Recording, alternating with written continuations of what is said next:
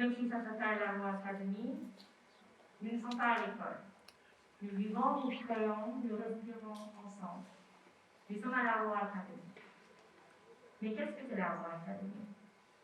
C'est un programme résidentiel et expérientiel pour la recherche et l'étude de la pratique et de la pensée artistique et du commissariat d'exposition. Le programme se déroule à Dakar, au Sénégal, pendant 7 semaines. Et il invite à mener une réflexion vivante sur la recherche en art, la pratique du commissariat d'exposition et l'écriture critique. 2 sessions distinctes ont lieu chaque année. Et chaque session est dirigée par un directeur ou une directrice dont la pratique demande une approche originale de l'art au commissariat d'exposition et de la critique d'art. Elle se déroule depuis 2016 à Raw Material Company, un centre pour l'art, le savoir et la société basé à Dakar. Nous avons aujourd'hui accueilli 7 sessions avec comme directeur Racha Salti, qui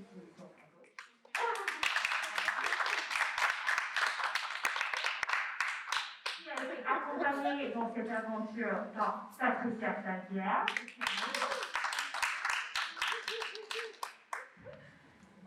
Les autres directeurs sont Chimorenga, le journal Marquet, Tracy Rose, Otto Montana,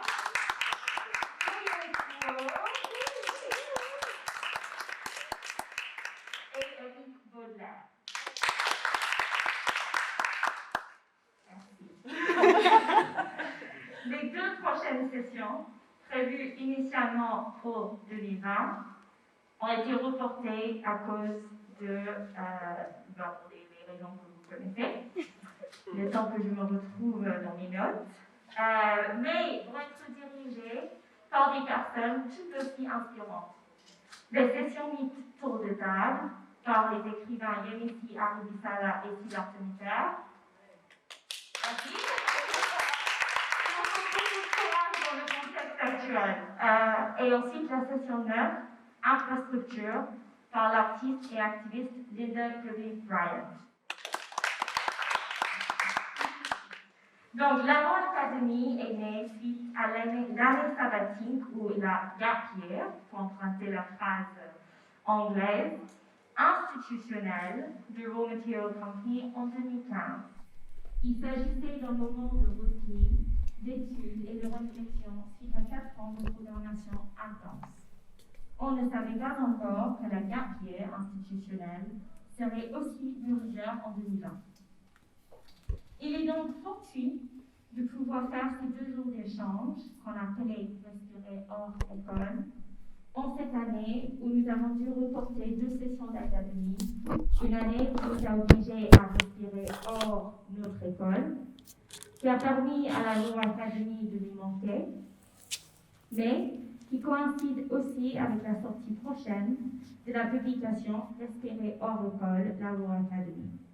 Une publication qui nous replonge dans les thématiques des 5 premières sessions, mais aussi dans la recherche perpétuelle d'autres façons de faire école et de s'éduquer qui anime l'existence même de l'Académie. Et la publication sera bientôt disponible dans vos librairies. Inch'Allah, comme on dit à Dakar. Par ailleurs, l'invitation à participer à ce programme de Béton Salon, Bivouac, nous fait penser à notre académie autrement. Ne sert-elle pas aussi un peu de bivouac pour les fellow faculty et directeurs qui passent, de plateforme d'espace où on peut se poser quelques semaines, trouver refuge pour ensuite continuer son chemin. Nous sommes touchés de pouvoir abriter, respirer hors école ici à Béton Salon aujourd'hui et demain, se nourrir, respirer et se rassembler autour du feu de camp avec vous pour ensuite reprendre notre parcours. Avant de se plonger dans le programme, quelques remerciements, c'est très important. On voudrait vivement remercier l'équipe de Béton Salon, Mathilde, Ariane, Pierre, Eric, Fatou et Lina, pour l'invitation généreuse et l'accueil chaleureux. Merci beaucoup. L'équipe de Raw, donc il n'y a pas que moi et Fatima et Koyo. On a toute une équipe qui est en train de travailler à Dakar. Je seras toujours à l'eau. Et qui ont beaucoup contribué à ce programme et à l'académie. Marie-Hélène Koyo, Porta, Marie-Cissé, Etola, Namfarma, Marie-Flavienne, Aminata et Fatou. On essaie de faire un travail ici qui est à la hauteur de leur travail et de l'esprit de notre équipe. C'est bientôt fini, merci. On voudrait aussi remercier nos panélistes et artistes performeuses. Donc, après la table ronde, il y aura une performance ce soir de Naomi Lulando, donc une artiste basée ici à Paris et qui a été fellow à la 5e session de l'Académie. Et donc, vous allez les rencontrer au courant du programme. Les participants à État des lieux 2, donc le symposium qu'on a fait sur l'éducation artistique en Afrique, et tous ceux et celles qui ont contribué à nos réflexions sur l'éducation et qui ont mené à la création de l'Académie, et surtout les 140 fellows et membres de faculté et les 7 directeurs et directrices de l'Académie qui ont autant contribué à la vie de Raw Material Company, parce que nous sommes convaincus que notre programme éducatif n'existe pas seulement pour nourrir les fellows, facultés et directeurs, mais aussi pour nourrir, former et pousser notre institution, ainsi que son contexte direct Dakar. Nous espérons vivement que le programme qui suit va toutes et tous nous nourrir et nous éduquer sur comment revenir de notre année sabbatique mondiale, si on décide de revenir. Bon programme. Donc, on commence cette première table ronde qui s'appelle Une société sans école et qui porte sur la notion d'école et les différentes manières de la penser et de l'éclater. Les réflexions et propositions des panélistes embrassent les multiples modes de transmission du savoir qui nous inspirent à Raw Material Company et qui nous poussent à entretenir un espace de libre d'échange, la Raw Academy. Et là, vous allez voir quelques images des différentes sessions d'académie qui ont se défilé pendant la table ronde. Et ça va vous donner un peu une idée de l'ambiance et de différentes formes que les sessions peuvent prendre. Donc, sans plus tarder, je vais vous présenter les 3 panélistes. À la base, Dominique Malaquet était censée être là avec nous, elle n'a pas pu venir. Mais elle envoie ses salutations à tout le monde. Et on a Koyo, la directrice artistique fondatrice de Raw Material Company, avec nous. Donc je pense que les échanges vont être quand même très très riches. Donc à ma droite, Patricia Falguière, qui est professeure à l'École des hautes études en sciences sociales à Paris. Son travail est axé sur la philosophie et l'art de la Renaissance, les classifications, les encyclopédies, un mot très difficile à dire, et l'apparition conjointe du musée et de la théorie de l'art dans l'Europe moderne. Elle est également active dans le domaine de l'art contemporain. Elle écrit articles et essais. Et elle dirige différents programmes en histoire, en recherche, en théorie de l'art. Elle a initié la série Lecture Maison Rouge à la Maison Rouge Paris et co-dirige les séminaires Something You Should Know à l'EHESS avec Elisabeth Lebovici et Natacha Petricine-Bachelet. En 2011, le Centre Pompidou a organisé un programme de conférences et rencontres sur les perspectives de l'histoire et la critique d'art intitulé Selon Patricia Falguière. Elle vit et travaille à Paris. Donc, à l'extrême gauche, toujours, Racha Santi, qui est chercheuse, écrivaine et commissaire d'exposition d'art et de film. Et victime. Elle vit et travaille entre Berlin et Beyrouth. Koyo Kuo, à ma gauche, pas extrême, mais est la fondatrice et directrice artistique de Raw Material Company. Je ne suis plus directrice artistique de Raw. C'est quoi ton titre, ton poste officiel, Koyo? C'est Mama. C'est une amie, non? Fondatrice. Elle a participé à la 57e édition de Carnegie International 2018 avec Big Way You Stand.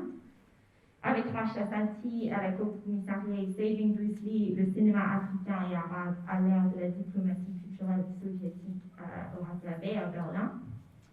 Auparavant, elle était commissaire de 154 Forum, le programme éducatif de la foire d'art contemporain africain à Londres et à New York. Et elle a été membre des équipes de commissariat des documentaires 12 et 13. Koyo a été la commissaire de beaucoup d'expositions partout dans le monde et aussi, surtout à Dakar. Elle a aussi édité la première monographie consacrée à l'œuvre de l'artiste sénégalais Issa Samb, Word. État des lieux sur la création d'institutions d'art en Afrique et chronique d'une révolte, photographie d'une saison de protestation. En mars 2019, Koyo a été nommée directrice exécutive et commissaire en chef du Musée d'art contemporain africain de Zaïre-Mokap au Cap en Afrique du Sud. Elle vient travailler à Dakar, Cape Town et Bâle et est consciemment accro aux chaussures, aux tissus et à la nourriture. Comme vous voyez bien. Enfin, les chaussures, pas la nourriture. J'ai assez parlé, je pense. Mais je voulais ouvrir cette table ronde, donc qui va être une discussion très informelle, d'à peu près 1 heure. Et ensuite, on va ouvrir des débats à vous. Donc, vous serez invités à poser vos questions, vos réflexions et à réagir. Mais je voulais ouvrir avec une citation. C'est un texte de Yemisi Arubisala, qui a été faculté à la 2e session de l'Académie et qui va co-diriger la session 8. Et c'est un texte pour la publication sur l'Académie. Donc, elle écrit « Le latin botanique ne fera jamais l'affaire, ni la taxinomie. Une histoire sur la langue est celle qui laisse le type d'impression qui compte.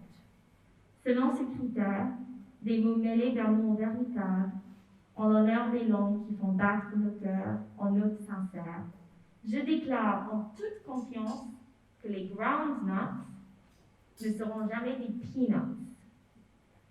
Les peanuts ne pourront jamais être des groundnuts, et au diable la vérité taxonomique et monochrome. » Donc, dans ce texte, elle fait la différence entre les groundnuts et les peanuts.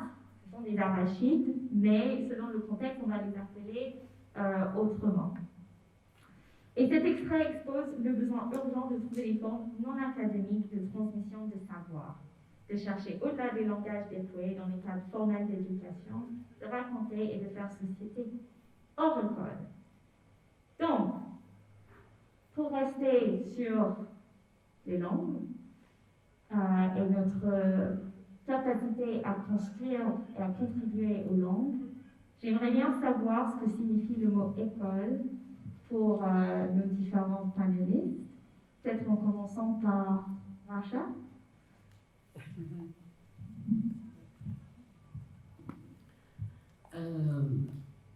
Quand Koyo a décidé de se lancer dans l'aventure de l'académie, elle se faisait déjà des idées, mais elle est venue à Beyrouth et elle a illuminé mon humble domicile.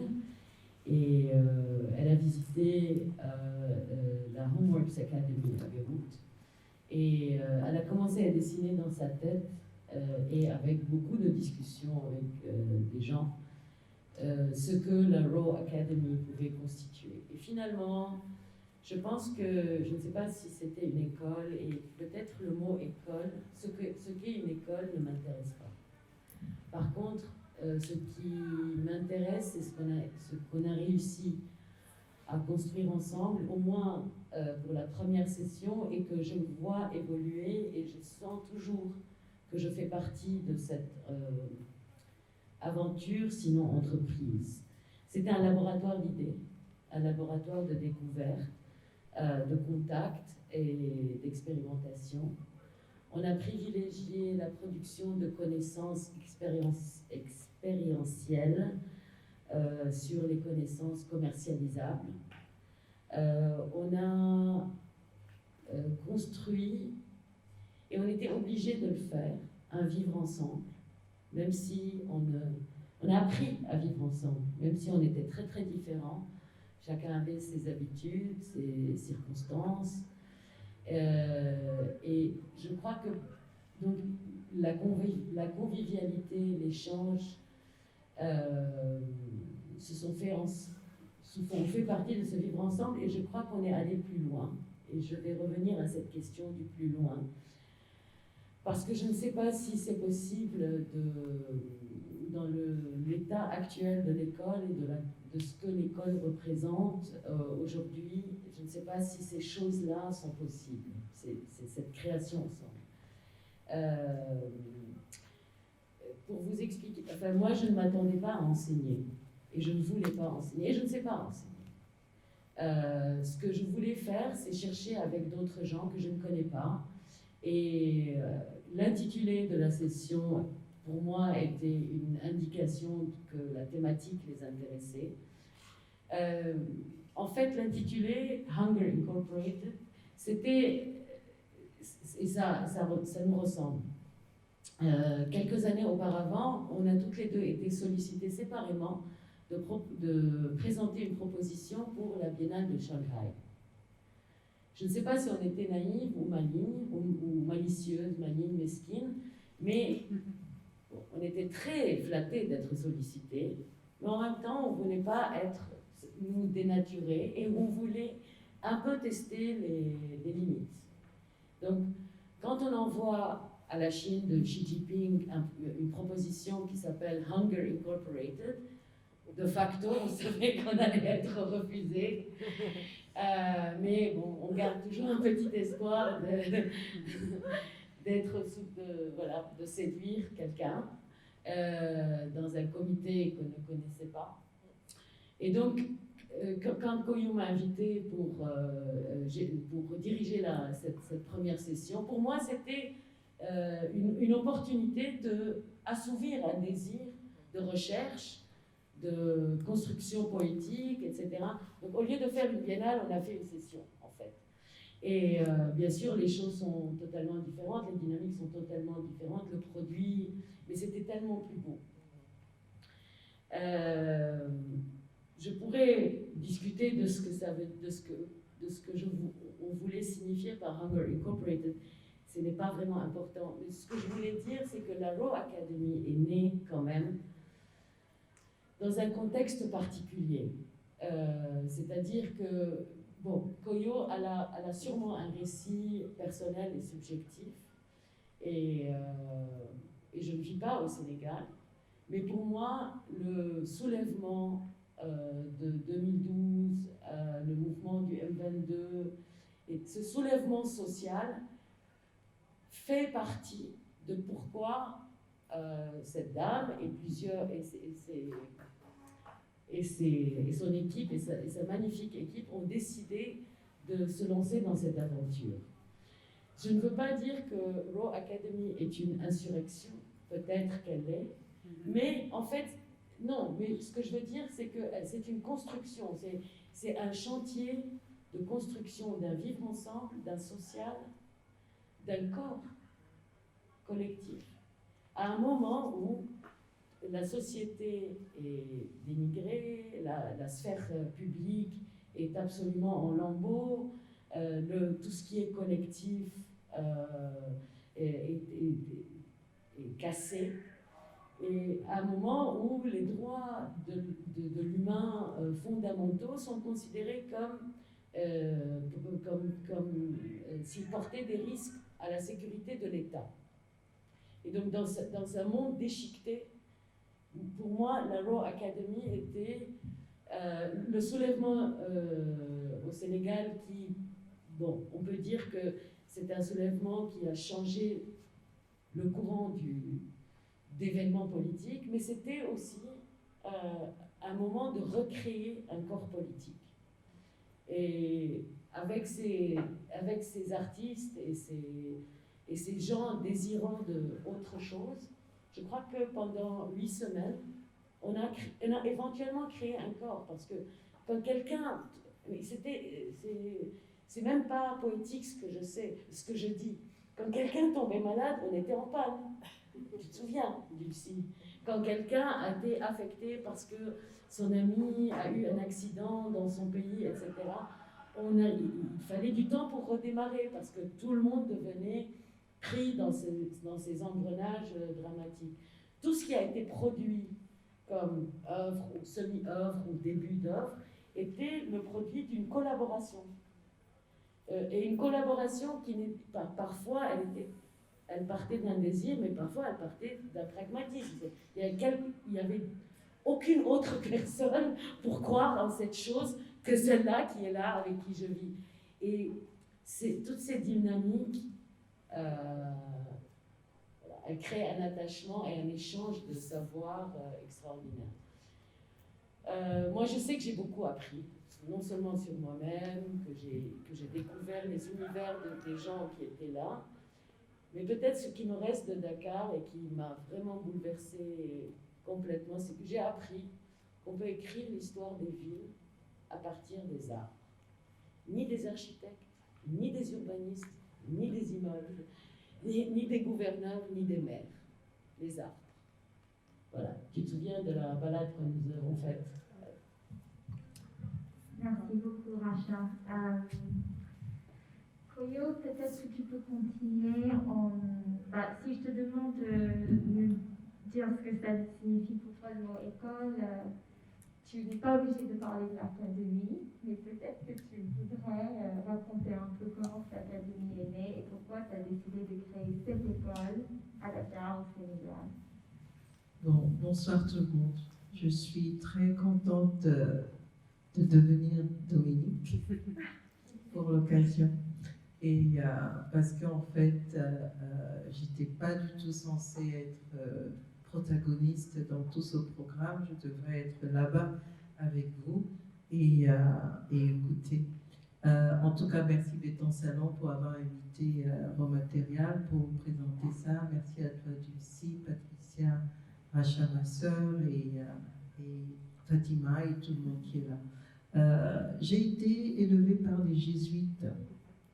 Donc, quand on me pose une question, j'y réponds religieusement. Donc, tu as demandé ce que l'école veut dire pour moi.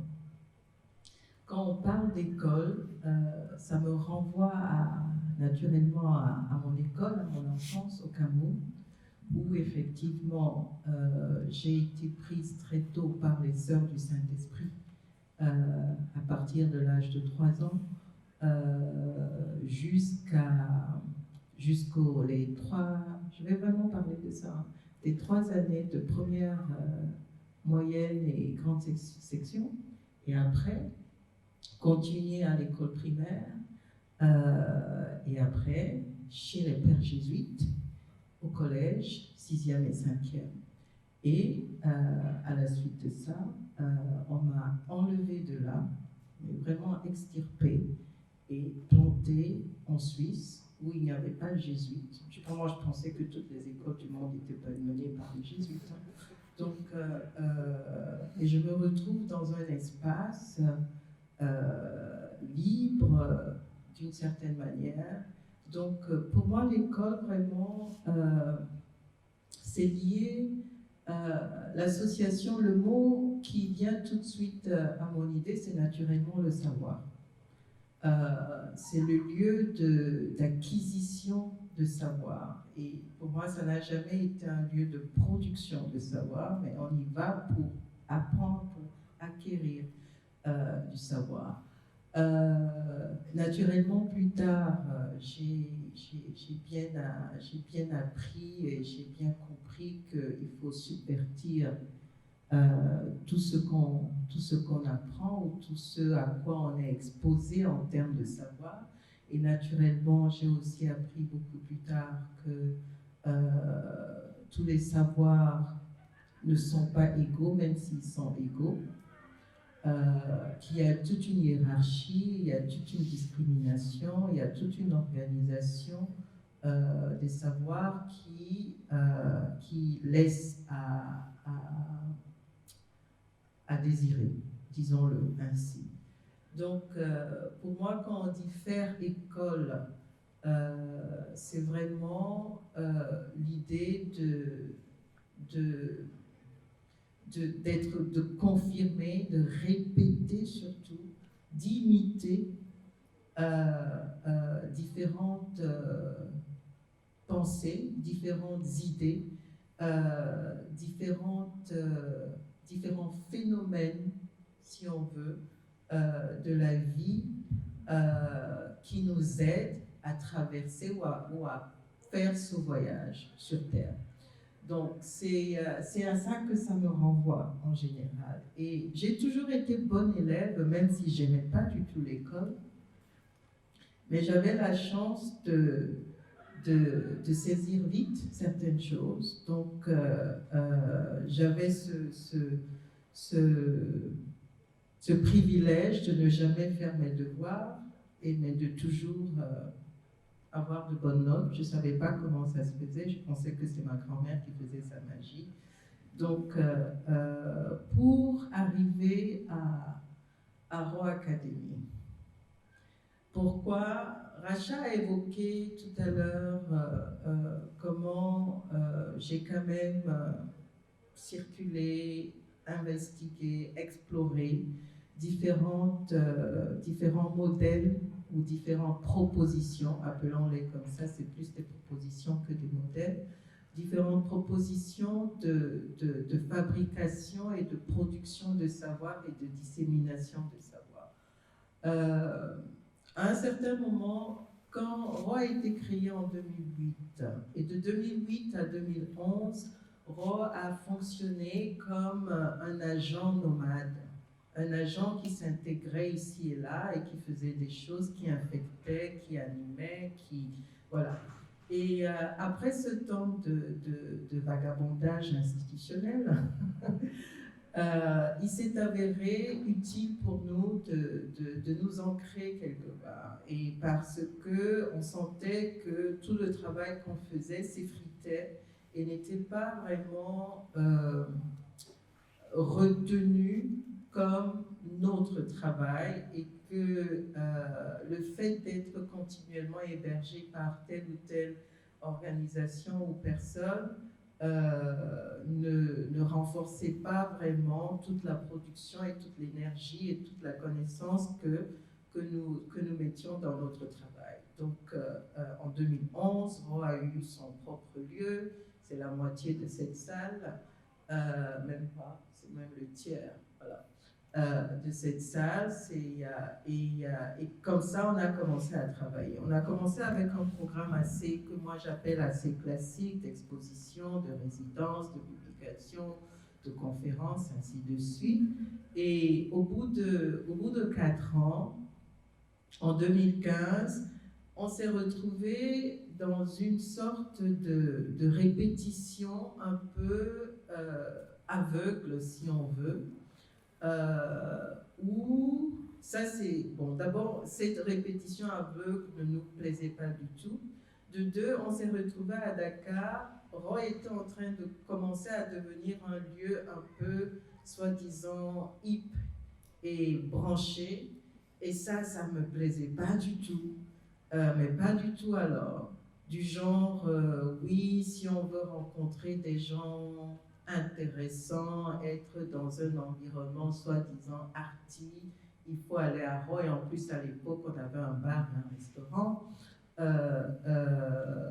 Et on avait naturellement toute une population, toute une frange de la population de gens qui vivent à Dakar, un peu immigrés. Moi, je ne les appelle pas expatriés, les immigrés au Sénégal, qui gravitaient autour de Rome et qui, au fond, pour nous, n'apportaient pas vraiment la qualité de réflexion, ni de travail, ni même de contact, ni d'idées qu'on recherchait.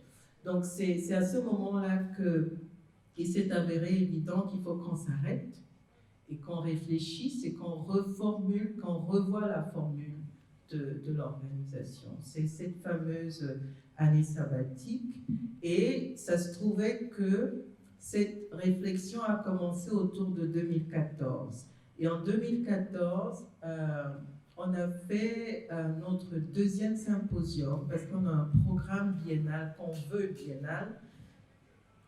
Il a été plus ou moins tenu de manière biennale, mais pas tout le temps. Donc, le programme de symposium qui s'appelle État des lieux, en anglais, c'est Condition Report. On joue beaucoup avec les mots de l'histoire de l'art ou du commissariat d'exposition.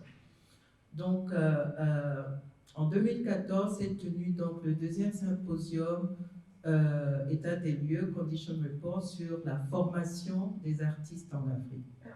Et c'est un symposium clé qui, pour moi, a vraiment déclenché cette réflexion et cette remise en question, en fait, du développement organisationnel et institutionnel que Roy est en train de faire. Et c'est dans le cadre de ce symposium où on s'est vraiment penché pendant 3 jours sur comment les artistes sont formés en Afrique, quelle est l'origine et quel est l'historique de la formation des artistes en Afrique, quels sont les modes de transmission de savoir artistique et de production artistique sur le continent, quel est l'historique et l'histoire de l'art sur le continent. Et pendant ces 3 jours, on a eu naturellement différentes situations de réflexion et de présentation, différentes visites d'artistes. Et à une de ces visites, on a visité naturellement l'atelier vie, l'atelier vivant d'un de mon mentor, Issa Samp, avec qui j'ai cheminé la vie culturelle à Dakar pendant 20 ans. Et c'est exactement à l'atelier de Issa que, je pense, un des participants du symposium, où on parlait de l'école des arts, ou les différents instituts d'art sur le continent, parce que ce symposium était le premier symposium, quand même, il faut le noter, où pour la première fois, presque tous les directeurs, la grande majorité de directeurs d'écoles d'art et d'instituts d'art en Afrique a été rassemblés et se parlaient pour la première fois. Et c'est au cours d'une de ces visites à l'atelier de Issa Samp que l'idée, quelqu'un, c'est même pas vraiment de moi, appelé, il faut que Raw devienne une académie, de Raw Academy. Et c'est à partir de là aussi que on a renforcé les recherches et les études un peu comparatives, si on veut, des différentes propositions de formation. C'est même pas de formation, parce que je tiens vraiment à ce que ce cadre de réflexion et d'échange et de vivre ensemble, et Racha a très très bien raison d'insister là-dessus, de vivre ensemble pendant 2 mois et de production d'énergie, finalement, est à la base même de la structuration de cette académie. Maintenant, je pense qu'on va revenir dessus après, je peux parler encore plus longtemps, mais au fond, j'aime bien l'idée d'insurrection, parce que l'académie, je suis de plus en plus en train de réfléchir, depuis que je suis en Afrique du Sud maintenant, je suis en train de réfléchir à la création de centres de dépollution mentale, tu vois. C'est des lieux parce que je pense qu'on est tellement pollué, surtout sur le plan rétinal et aussi sur le plan auditif, de tellement de choses que sans qu'on ne s'en rende compte, qu'on intègre et qu'on applique même de manière presque subconsciente. Donc, quelque part, l'académie est une sorte d'un lieu dépollution éducative. Tu n'as pas été élevé chez les jésuites, c'est chez les maoïstes. Mais n'oublie pas que les jésuites sont les seuls théologues qui peuvent étudier d'autres choses que la théologie. Donc il y a des maoïstes chez les jésuites. Merci beaucoup. Patricia, donc, toi, tu es passée par l'académie, tu as été membre de faculté pendant la session de rachat, mais tu as aussi enseigné dans beaucoup d'autres contextes, dans beaucoup d'autres institutions, et tu travailles dans une université. Donc, qu'est-ce que signifie le mot école pour toi? Alors,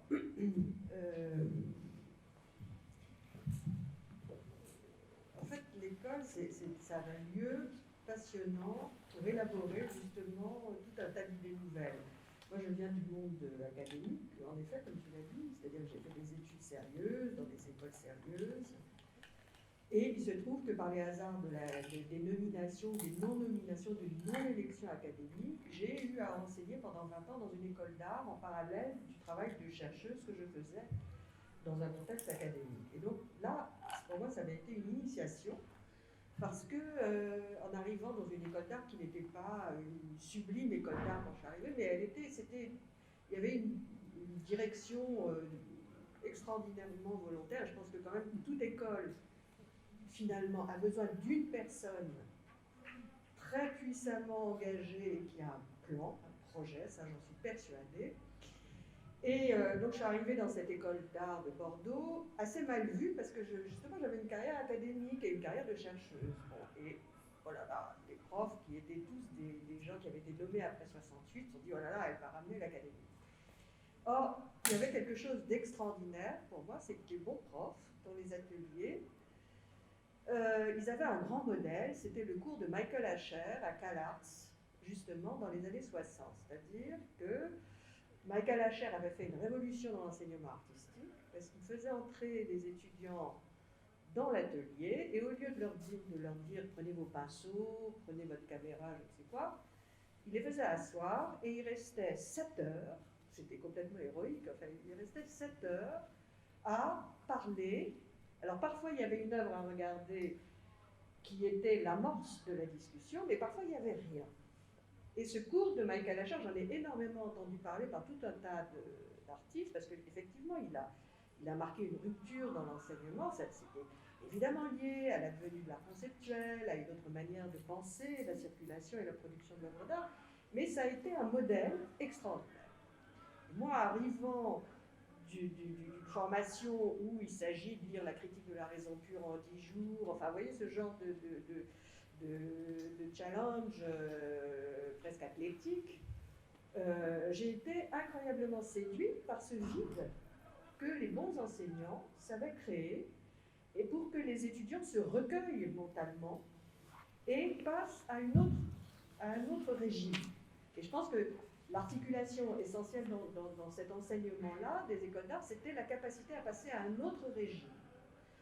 Après, on peut en discuter. Qu'est-ce que c'est que cet autre régime qui est une sortie des lieux communs, une sortie des facilités rhétoriques? Alors, tu parlais de dépollution, je suis complètement d'accord. Une bonne école d'art, c'est un lieu où on se dégage beaucoup de sécrétions sociales, d'incrustations, etc., et d'impératifs sociaux qui empêchent d'inventer, d'imaginer. Ça, c'était une expérience pour moi vraiment initiatique et qui m'a amené à considérer d'un autre œil les formes d'enseignement que moi-même j'avais traversées ou que je reproduisais à ma façon. La deuxième chose qui m'a absolument fascinée dans les écoles d'art, c'était au fond que j'ai vite compris que l'essentiel de l'enseignement, ça se passait dans ce lieu stratégique qu'est la cafétéria. Et ça, c'est vraiment le truc fondamental. Et en parlant avec divers artistes qui venaient, j'ai vraiment compris que c'était là que ça se passait, et qu'il y avait tout un... Et ça m'a beaucoup inspiré et nourri dans ma recherche, parce que finalement, je me rendais compte que ce que les anthropologues appellent tacit knowledge, ben, c'est le nœud de l'enseignement artistique. C'est-à-dire que, on peut faire des cours en amphi, on peut faire des cours en atelier, mais c'est une forme d'échange très particulière dans un contexte de sociabilité, de vie en commun, de voyage. Il se trouve qu'à cette époque-là, à Bordeaux, il y avait quelque chose d'assez formidable. C'était 4 taxis, Dany Colomine et Michel Afesbero, qui avaient créé une sorte de surjon de l'école. C'était des ateliers, ils passaient 1 an, alors ça pouvait être à Oaxaca, à Berlin, à Séville, et tous les 2 mois, ils recevaient des étudiants dont 60% n'avaient jamais quitté Bordeaux, donc tout d'un coup, ils étaient balancés à Los Angeles ou à Oaxaca, c'est un déplacement génial. Et en fait, le déplacement faisait l'essentiel, 80% de la formation. Ça pour moi, c'était vraiment très, très intéressant, parce que, encore une fois, moi, j'avais voyagé au cours de mes études, mais ce n'était pas aussi systématique. Et enfin, ce qui me paraissait vraiment formidable dans l'enseignement artistique, c'est que précisément, on n'arrête pas de se demander ce qu'on fait. C'est-à-dire que l'incertitude de l'objet, elle est cruciale. L'incertitude de l'objet, c'est ce qui fait avancer. C'est qu'on ne sait pas exactement ce qu'on enseigne, on ne sait pas exactement ce qui est transmis, mais c'est ce processus d'investigation et d'élucidation qui est le cœur de l'enseignement artistique, en fait. Et ça, c'est vraiment génial.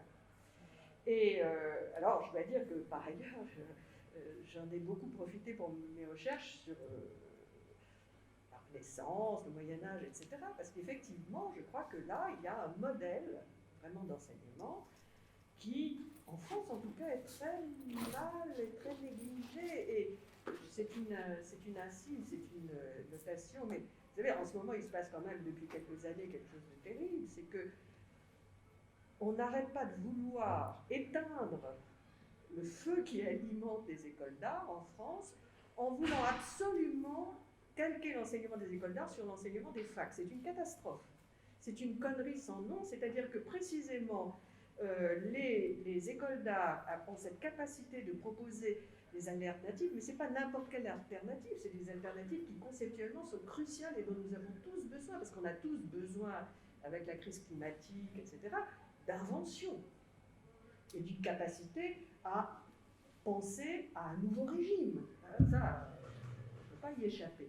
Et au moment où on a besoin de ces institutions qui sont vraiment alternatives, crac, les différents gouvernements, mais aussi une partie des enseignants qui ont envie d'avoir un statut d'universitaire, etc., pour des raisons parfois qu'on peut comprendre, mais je crois que là, on voit comment on est en train de rabattre l'enseignement des écoles d'art sur des modèles universitaires qui justement ne fonctionnent plus, ce qui est encore plus drôle, parce que c'est complètement au moment où l'université s'effondre avec l'aide active du gouvernement actuel, du reste, mais c'est au moment où ce modèle-là prend l'eau de toutes parts qu'on veut l'imposer aux écoles d'art. Enfin, bref, je ferme la parenthèse. Voilà.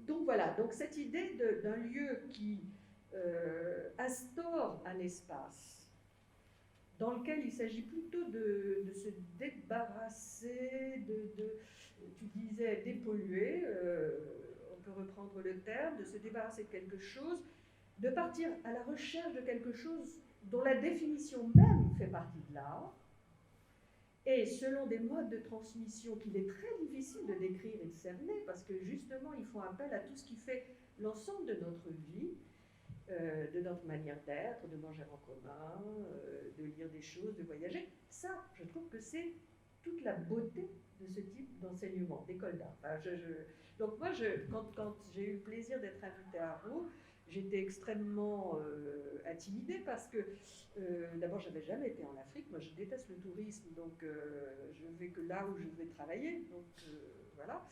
Et c'était une merveilleuse occasion.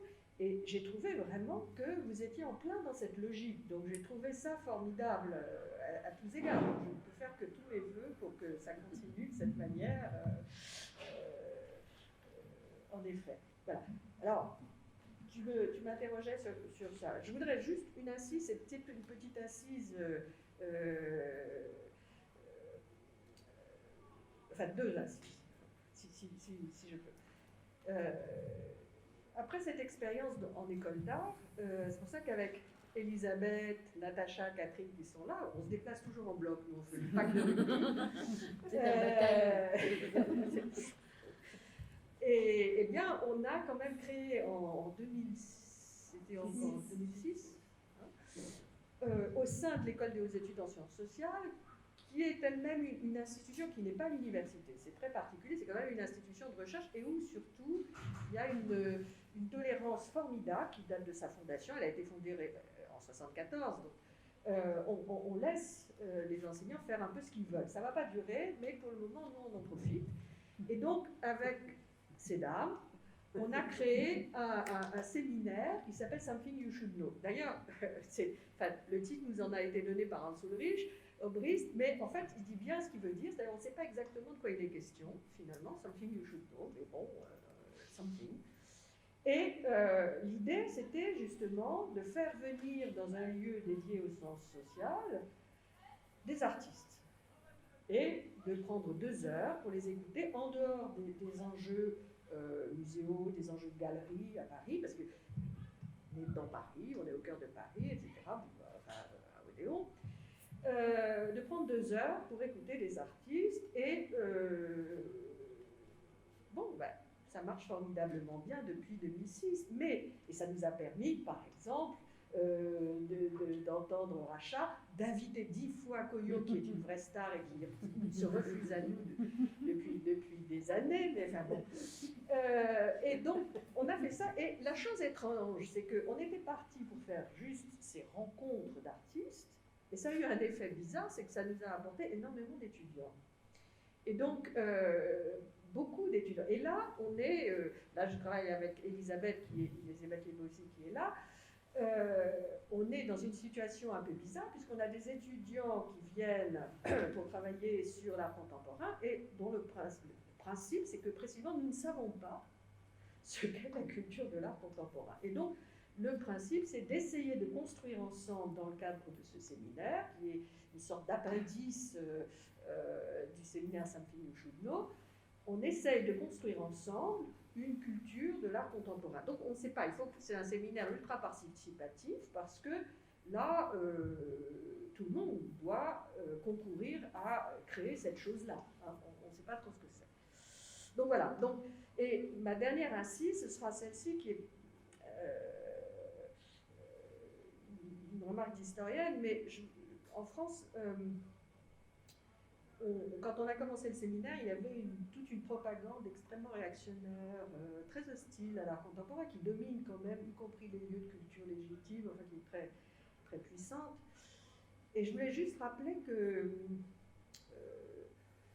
ça fait partie de la définition même de l'art depuis les Grecs, que de s'interroger sur la transmission et l'enseignement de l'art. Il y a quelque chose qui est, c'est pas du rajout, c'est pas quelque chose qui vient en plus. C'est que, quand vous lisez Aristote, eh bien Aristote définit plusieurs fois dans tout le corpus ce qu'est l'art. L'art, c'est toujours... Tu ris parce que tu sais qu'Aristote est cher, mais c'est important quand même. 3 minutes de pédanterie si vous m'autorisez.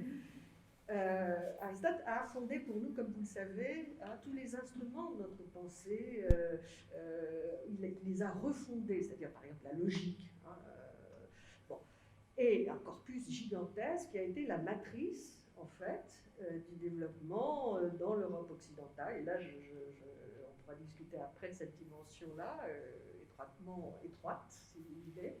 Mais fondamentalement, il définit à plusieurs reprises dans le corpus ce qu'est l'art. L'art, c'est une disposition poétique, c'est-à-dire une disposition à produire, dotée de logos, c'est-à-dire dotée de méthodes, de règles, de principes.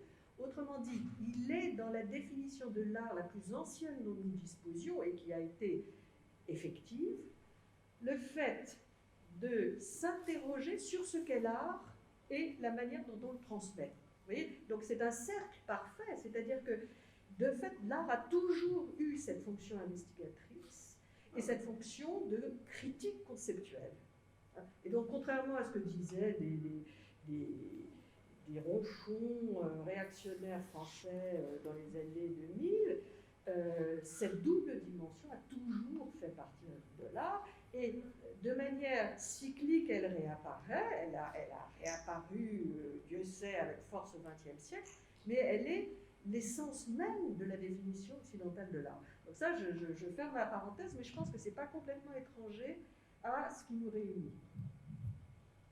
Merci beaucoup, Patricia. Koyo, tu as dit un jour que pour toi, le savoir est un matériau malléable.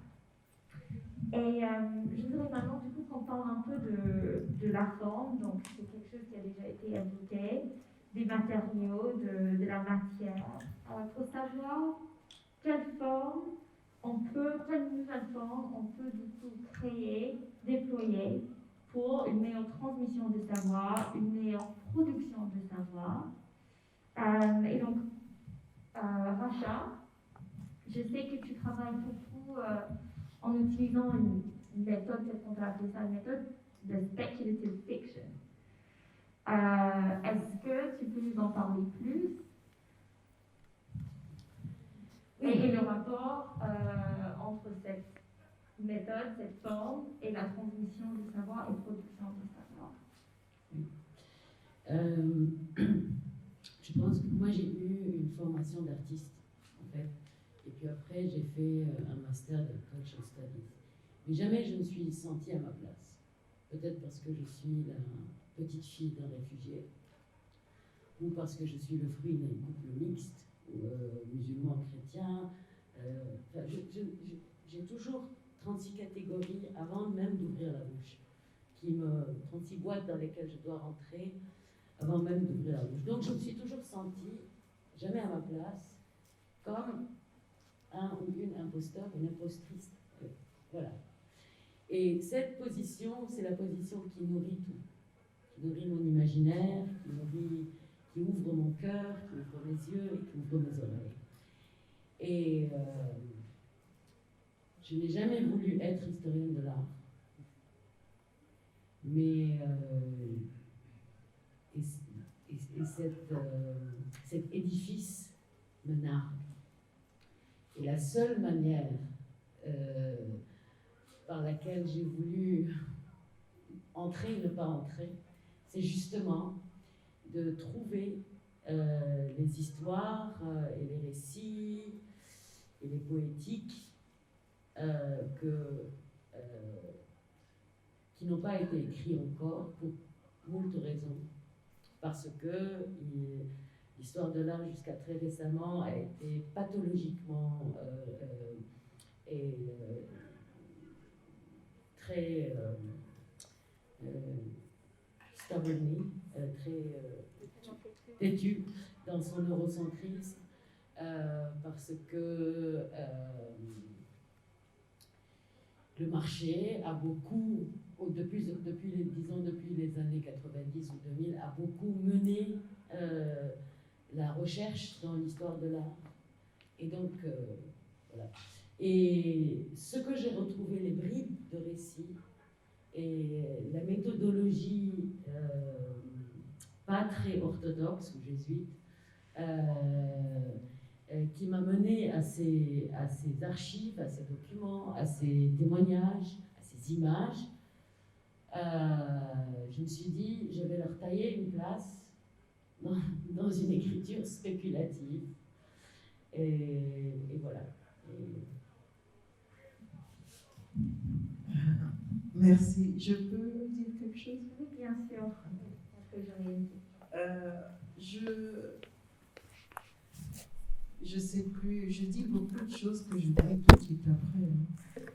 Donc, je sais plus dans quel contexte j'ai dû dire ça, et je parle souvent de manière très contextuelle. Mais je pense que ce qui est important de partager ici, c'est vraiment toute l'animation qui porte vers la création même d'Oro et plus tard l'installation de l'académie, c'est vraiment d'avoir un lieu où vraiment l'hiérarchie du savoir est déconstruite ou est éliminée et où surtout par rapport, parce que j'ai toujours eu le souci très, très ardent de comment est-ce que la production de savoir, la transmission de savoir d'une perspective africaine ou panafricaine est possible de rayonner, si tu veux. C'est pas vraiment le mot que je cherche, mais est possible d'être diffusé de manière non affectée ou ni de manière non supplétive quelque part. Et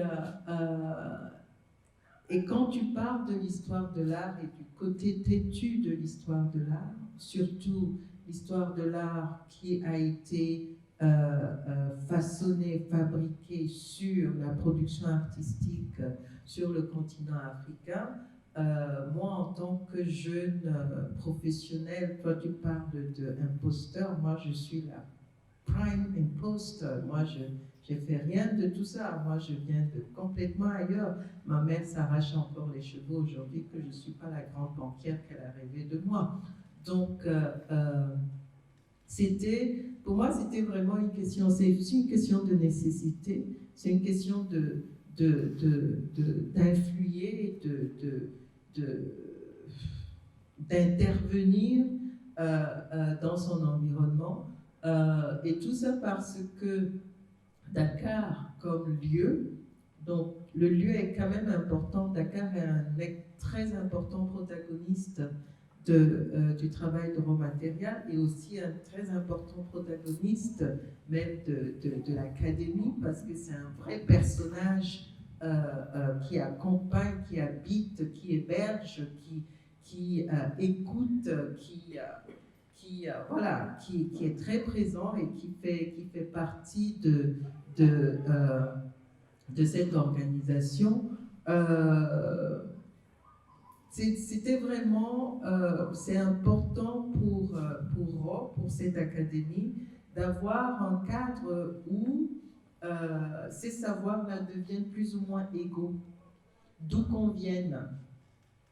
Et c'était aussi nécessaire pour nous de ne pas, bien qu'on ait une position clairement panafricaniste et africaine, mais de ne pas s'enfermer dans un afrocentrisme qui ne dialogue pas avec le reste du monde et qui ne reste pas dans la critique de eux et nous, mais qui crée un autre espace, un autre ensemble en fait, un autre nous.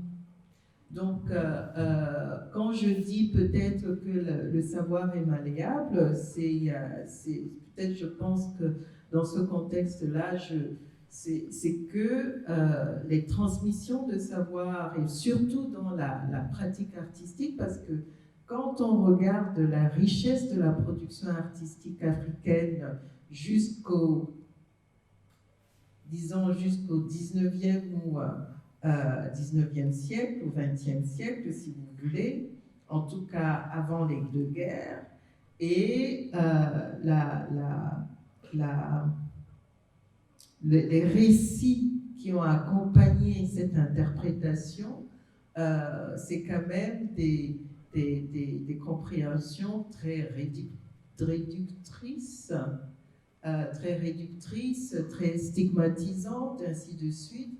Et quand on a fait ce fameux symposium, le deuxième, qui s'est penché sur la formation des artistes en Afrique, il y a eu un espace, un panel où on a vraiment discuté de tout ce savoir qui n'a pas été théorisé, ni académisé, ni hiérarchisé, mais qui sont des savoirs fondamentaux et surtout dans la production artistique et qui sont transmis par des méthodes et des cadres d'apprentissage et de transmission qui ont juste une autre réalité, disons épistémologique, pour que j'utilise quand même un petit gros mot entre-temps,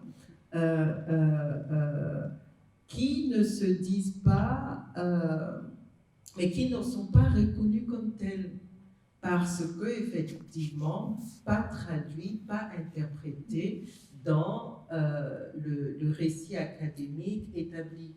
Donc, Oro Academy veut aussi briser tout ça d'une certaine manière. Si je peux juste ajouter, moi je me pose la question, comment on écrit l'histoire de l'art quand il s'agit d'une histoire de gens, de territoires blessés, spoliés, exténués de fatigue, de guerre civile, de guerre d'indépendance. C'est un peu, je sais que tu as posé la question par rapport au projet Past is Quiet. Voilà. Il n'y avait pas d'archives institutionnelles, il restait quelques hommes et femmes qui se souvenaient, mais c'était des hommes et des femmes fatigués, blessés, cassés.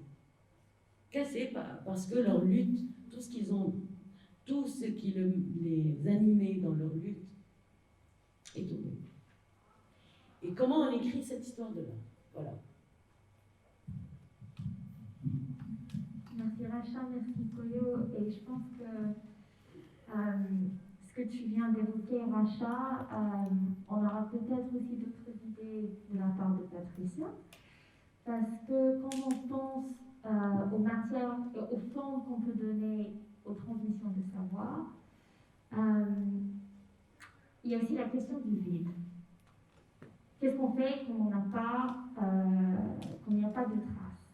Et quand tu étais à Dakar, dans le cadre de la première session de l'académie, tu nous avais parlé d'une expérience au Japon et d'une question, la question sur comment on allait pouvoir transmettre le savoir du danger qui existait dans certains endroits suite au accident nucléaire, alors que c'était un danger invisible. Comment on allait transmettre le savoir dans ce manque de forme, ce manque de matériel visible. Et j'aimerais bien que tu reviennes un petit peu sur ces questions-là par rapport à la transmission du savoir.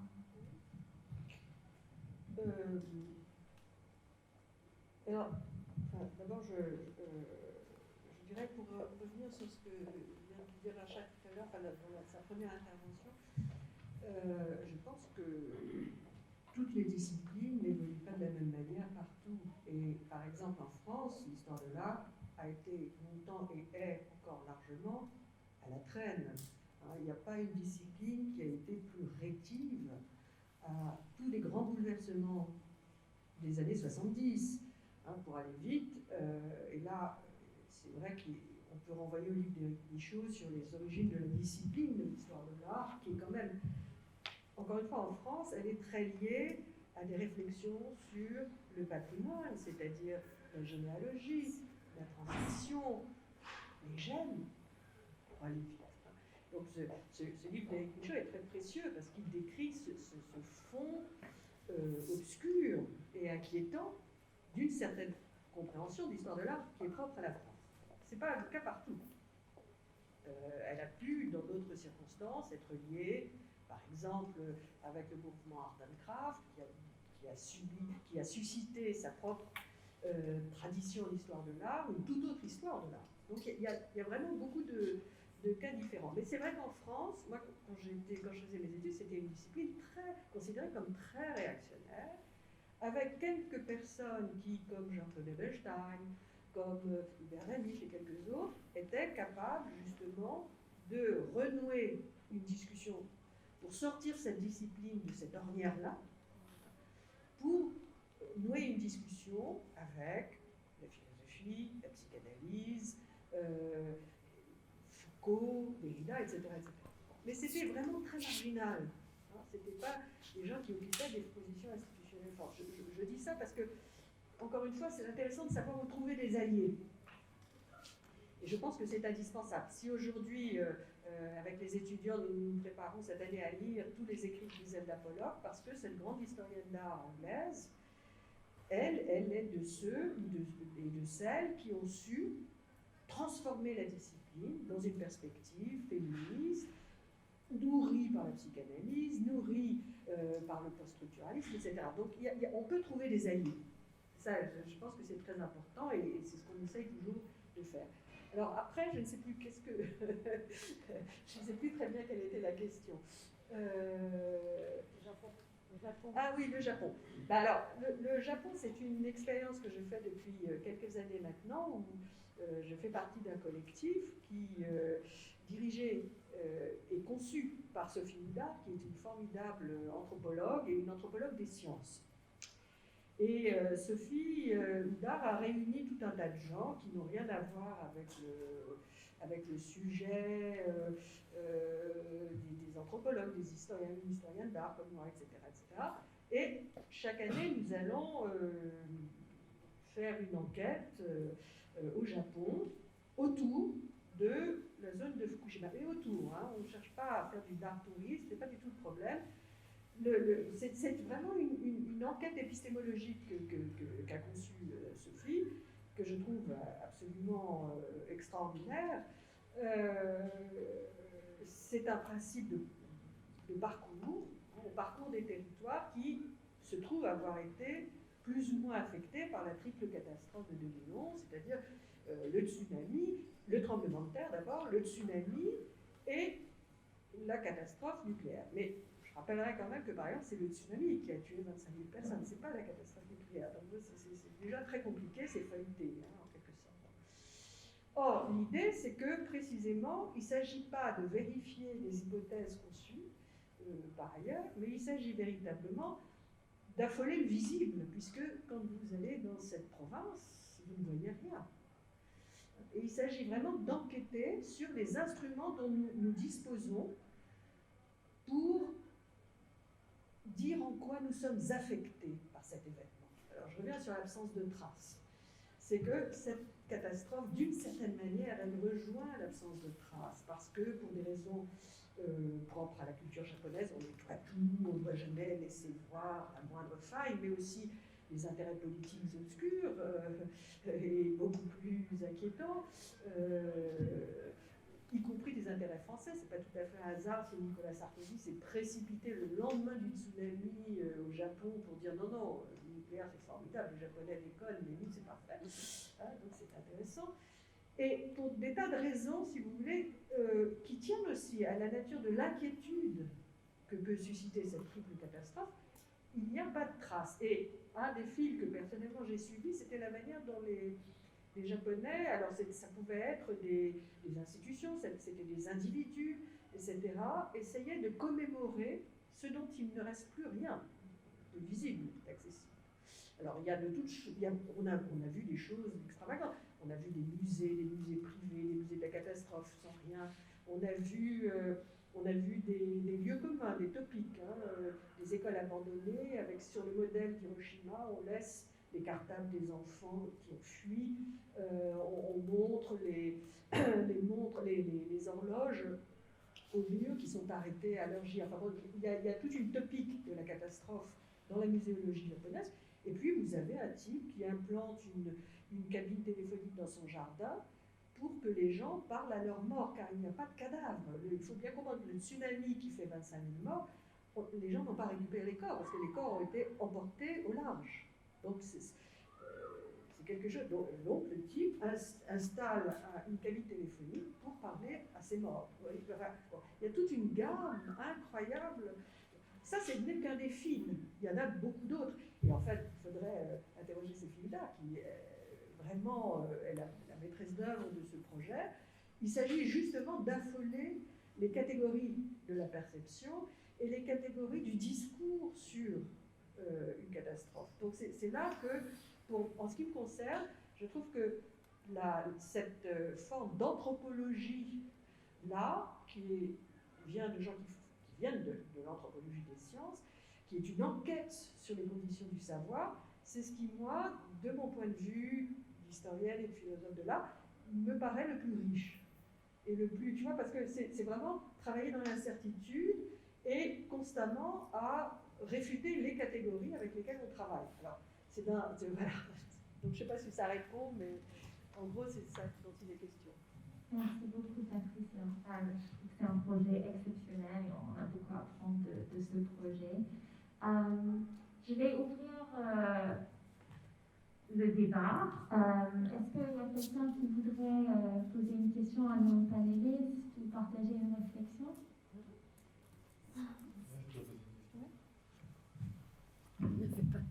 Non, ouais, c'est... Je peux prendre les mains? Oui, moi je ne connais pas votre commis. Merci à toutes les quatre de ces présentations intéressantes et de ces petits gros mots comme épistémologie que je vais réutiliser ici. Lorsque j'étais aux ateliers de la pensée à Dakar, il y avait eu une intervention qu'on retrouve souvent, je crois qu'on en avait déjà parlé, Koyo, en Afrique, d'étudiants qui font soit faire un commentaire au speaker.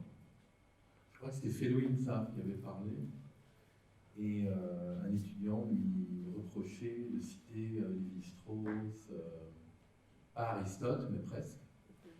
Et il demandait, il disait qu'il fallait, et on connaît cette question un peu, elle revient tout le temps chaque année. C'est comme les oiseaux là, qui reviennent chaque année. Et Féloïne, j'avais trouvé sa réponse vraiment bien parce qu'il avait dit, mais il faut à un moment donné arrêter aussi de vouloir brûler la bibliothèque coloniale. En fait. Et puisque une académie,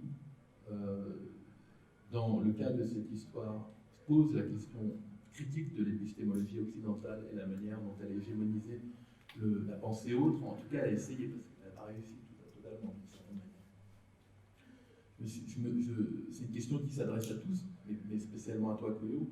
Est-ce que tu as... comment tu as géré cet aspect-là, justement, qu'il fallait à un moment donné passer à autre chose et peut-être arrêter de vouloir brûler systématiquement la bibliothèque coloniale? Merci Kader pour cette question. Je pense que c'est quelque chose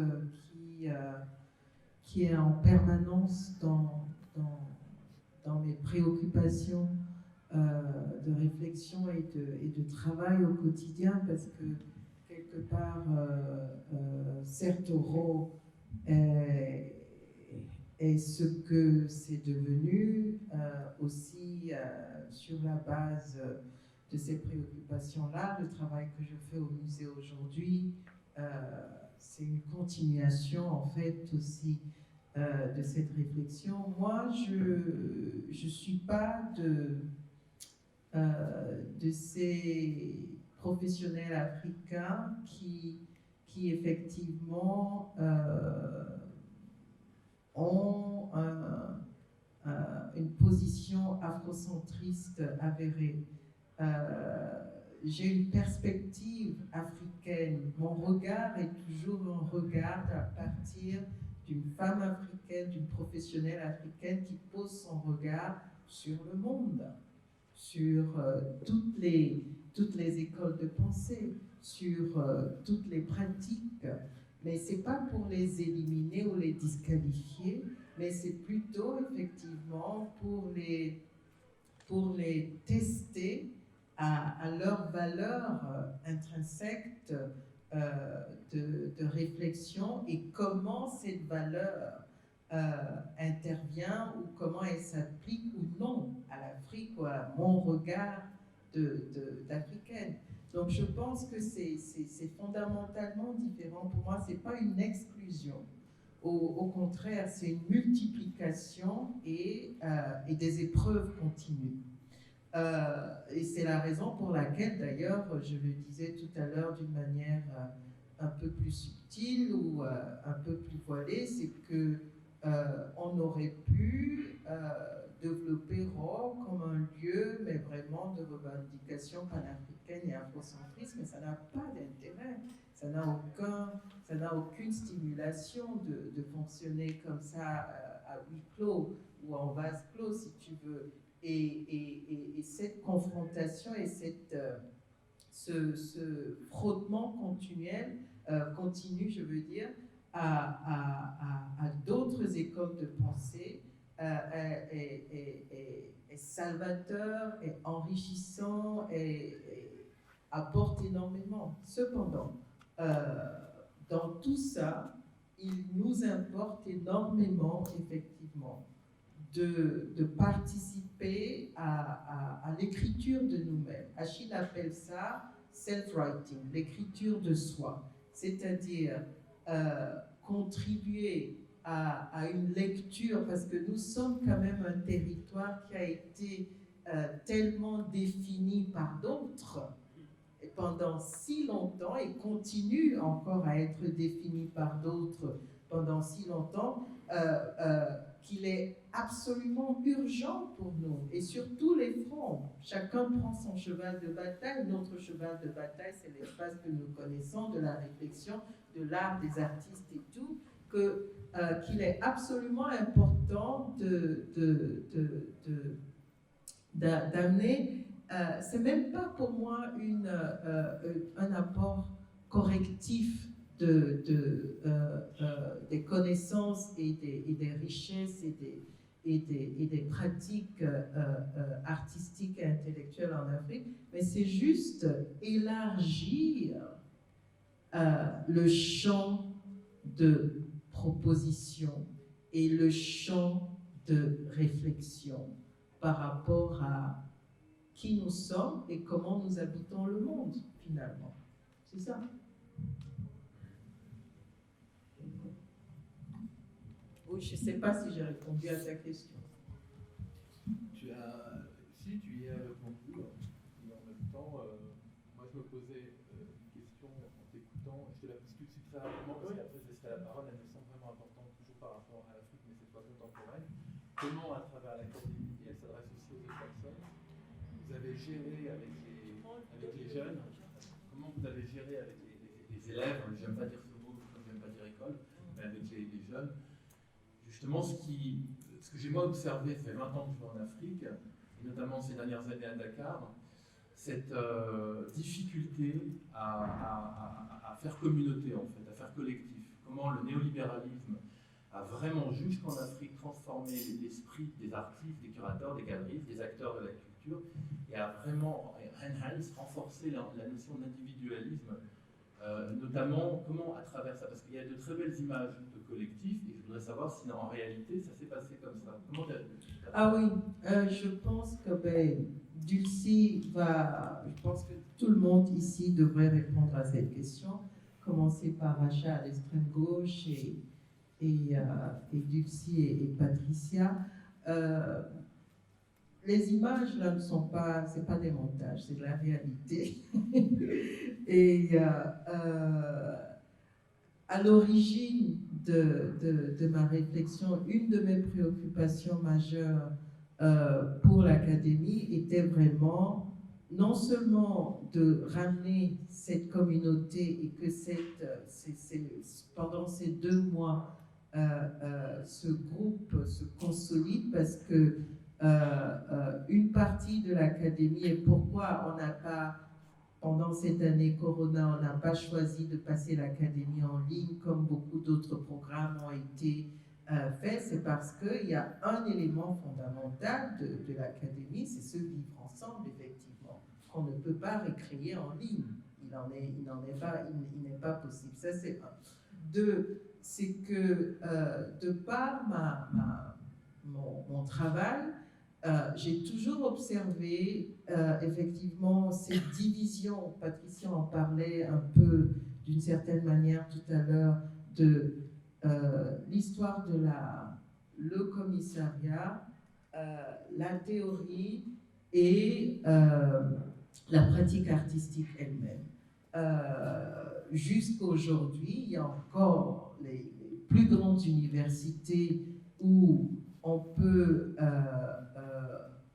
étudier l'art. Il y a des facultés d'art et des facultés de critical studies, et les facultés d'histoire de l'art ne sont pas ensemble, ne se parlent pas. Il y a pas longtemps, il y a 1 an et demi, j'ai fait un cours à Berkeley dans le département d'histoire de l'art, mais ça ne parle pas à l'école d'art, ça ne parle pas au corps de ça. Donc il y a toujours ces cloisonnements-là. Et pour nous, c'était vraiment important d'offrir un cadre de réappropriation de cette interdépendance, en fait, quelque part. Et je pense que pendant on est à la 8e ou 7e, la 7e session s'est terminée il y a un peu plus, près d'un an, celle d'Éric Baudelaire. Ce qu'on voit avec les sessions d'académie, c'est que les groupes WhatsApp continuent bien au-delà. Donc il y a une vraie communauté autour de chaque session qui s'installe. Il y a des collaborations, il y a vraiment une sorte j'aime pas tellement l'idée de groupe, mais une sorte de famille ou de lien qui se tisse. Moi, je suis absolument touchée vraiment par ces énergies. Et donc, ce faire communauté-là était aussi à la base fondamentale de cette... Et c'est aussi la raison pour laquelle ce n'est pas un programme d'une semaine ou de 2 semaines. C'est vraiment, il faut s'engager en tant que directeur ou directrice, en tant que participant, on les appelle fellow ou on les appelle pas étudiants ou quoi que ce soit non plus. Il faut vraiment s'engager à dire que je veux participer à cette session, je veux travailler avec ce corps professoral qui est là, je suis intéressée à la pratique de cette direction et je suis intéressée à l'orientation et je vais prendre 2 mois de ma vie et de mon temps, que je sois de Dakar ou non, ou que je sois de Bamako ou de Kuala Lumpur, et je vais être à Dakar et vivre ce temps avec ces personnes. Et vraiment, ça demande aussi un engagement personnel, de temps, d'argent, de beaucoup de choses, et aussi de disposition à s'exposer à un environnement. Tu parlais tout à l'heure, Patricia, que le déplacement lui-même fait le gros du travail, c'est vrai. Ça, on le voit tout le temps. Oui, je crois que j'ai des anecdotes. Mais tu sais, une des choses qu'un réfugié perd quand un réfugié est expulsé ou est forcé de partir et qu'il est reçu dans un centre, une des choses fondamentales qu'il perd, c'est le droit de devenir un hôte, c'est-à-dire le droit de recevoir les gens, parce que tout est temporaire, etc. Et c'est une chose dont je suis consciente, et peut-être qui va beaucoup plus loin dans mon inconscient. Mais une des choses, donc on est arrivé, on déjeunait ensemble, mais le déjeuner était offert par Rowe. Donc, on a décidé, on a décidé pour plusieurs raisons, d'organiser chaque semaine une performance par 2 personnes. Et cette performance était aussi un dîner. Donc ils étaient obligés de nous donner à manger, de nous faire à manger, et de nous amuser, de nous intriguer, de nous faire peur, etc. Et moi, je faisais partie de l'ensemble. Et c'est trouvé que Dulcie et moi, on a cuisiné ensemble. Et cette performance, en fait, c'est ce qui nous a soudés. C'est ce qui a créé le collectif, le être ensemble, etc. Ça, c'est une des choses. La deuxième chose que je voulais te dire, c'est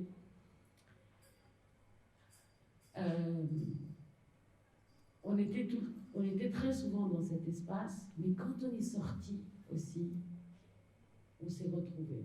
On a été à l'école de danse, l'école des sables, à un moment où tout le monde se posait beaucoup de questions.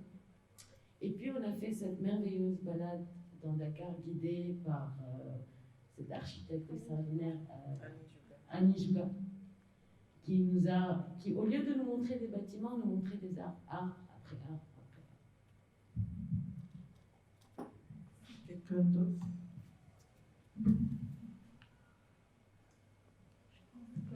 S'il n'y a pas de questions, oui, on va finir, on va passer à la performance, mais je voudrais vraiment vous remercier. Donc, attendez 2 secondes, Rachel. Merci beaucoup.